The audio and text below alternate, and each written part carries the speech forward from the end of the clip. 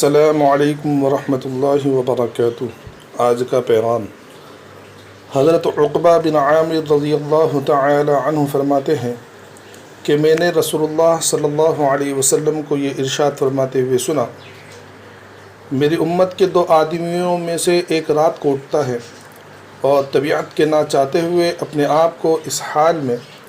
وضو پر آمادہ کرتا ہے کہ اس پر شیطان کی طرف سے گرہ لگی ہوتی ہیں۔ جب وضو میں اپنے دونوں ہاتھ دھوتا ہے تو ایک گرہ کھل جاتی ہے،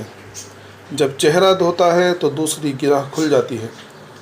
جب سر کا مسح کرتا ہے تو ایک اور گرہ کھل جاتی ہے، جب پاؤں دھوتا ہے تو ایک اور کھل جاتی ہے۔ پھر اللہ تعالیٰ فرشتوں سے فرماتے ہیں جو انسانوں کی نگاہوں سے اوجھل ہیں، میرے اس بندے کو دیکھو کہ وہ کس طرح مشقت اٹھا رہا ہے، میرا یہ بندہ مجھ سے جو مانگے گا وہ اسے ملے گا۔